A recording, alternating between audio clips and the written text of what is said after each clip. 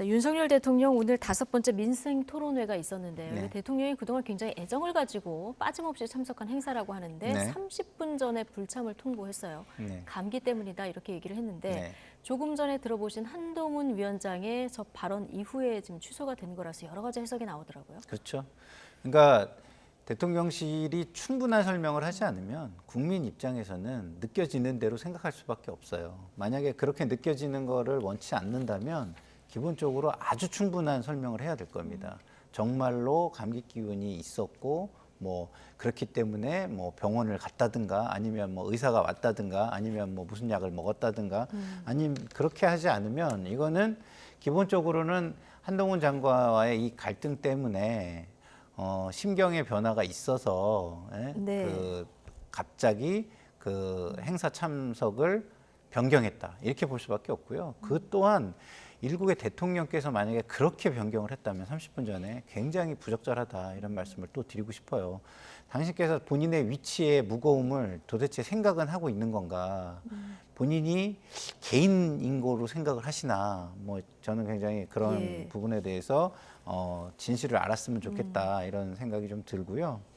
그리고 지금 봉합이 잘 될 것이다 이렇게 좀 예. 말씀을 하셨는데 저는 이게 그렇게 쉬워 보이진 않습니다. 왜냐하면은 이게 봉합이 된다는 의미는 그냥 어떻게 봉합이 된다는 얘기죠?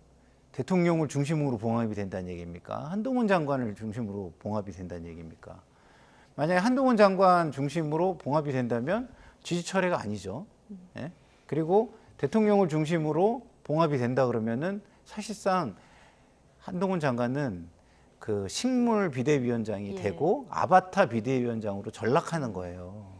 그러면 총선 치를 수 있을까요? 제가 볼 때는 국민의 실망이 엄청 클 거라고 보고 그리고 총선에서 이 정권을 진짜 심판해야 되는구나 이런 생각들이 훨씬 강해질 거라고 저는 생각합니다. 네. 잠깐만요. 그래서 제가 뭐 반론은 아니고요. 네. 오해 소지가 있을 것 같아서 말씀드리는데 저도 청와대 근무를 2년 반을 했습니다. 그래서 대통령의 건강 상황은 공개할 수 없습니다. 예. 말하자면 그건 안보 상황에 직결되는 거기 때문에 보안 문제고요. 그래서 예. 주치의의 의견이 가장 중요합니다. 네. 주치의가 대통령 당일의 컨디션을 보고 좀 외부 행사가 어렵겠다 얘기하면 의전과 경호해서 그거 받아들입니다. 그렇기 때문에 예. 이 문제에 대해서는 꼭 결부시킬 필요는 없다. 그렇죠. 오비일학격인 약간 그 예. 타이밍적인 미묘함은 있으나 그걸로 확대 해석할 일은 아닌 것 같다는 말씀드리겠습니다. 알겠습니다. 근데 어쨌든 대통령실에서 오늘 나온 발언을 보면 좀 전면전은 자제하는 이런 분위기인 것 같습니다만은 뭐 내부에서 여러 가지 그 관계자발 발언들이 나오면 뭐 뒤통수 맞았다 이런 얘기도 나오고요. 좀 여전히 부글부글한 이런 측면이 있어서요. 이거 어떻게 앞서 이제 봉합이 될 것이다 하셨는데 어떻게 네. 봉합이 될 수 그러니까 있을까요? 이렇게 보시면 될 것 같습니다. 사퇴 요구가 있었고 나는 그걸 거부했다. 이거 굉장히 큰 문제잖아요. 네. 그러니까 이 문제가 쉽게 그냥 아무 일도 없었던 듯이 사라질 수는 없죠. 예. 제가 말씀드리는 거는 자 가장 중요한 거. 그러면 한동훈 위원장 다음에 플랜 B가 있느냐? 플랜 B가 없습니다. 네. 플랜 B가 왜 없냐면 79일 남은 상태에서 다시 비대위원장을 그럼 뽑겠습니까? 저는 한동훈 위원장이 불가능하다. 한동훈 위원장이 그동안 지금 지방을 다니고 그다음에 여러 가지 지방 민심도 수렴하고 당심도 함께 수렴했잖아요. 그 과정에서 이제 그런 국민적 눈높이 이런 거 얘기를 했고 예. 이게 지금 총선으로 가는 과정이거든요. 그래서 저는 이제 한동훈 위원장이 그 얘기를 이미 꺼낸 겁니다. 그럼 대통령실에 전달이 된 겁니다.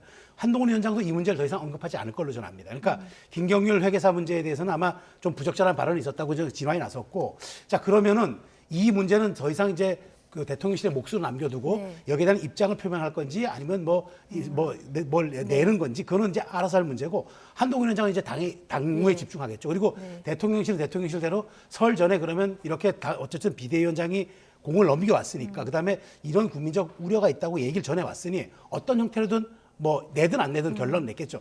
그러면서 저는 질서 있는 수습이 될 걸로 보고 그다음에 자 그러면 당대 그 비대위원장이 공천관리위원장도 임명했는데 그러면 공천관리위원장은 그러면 대표 비대위원장과 한묶음입니까? 따로 갑니까? 그러니까 이런 복합적 문제들이 남아 있기 때문에 저는 질서 있는 수습이 될 거라고 보는 겁니다.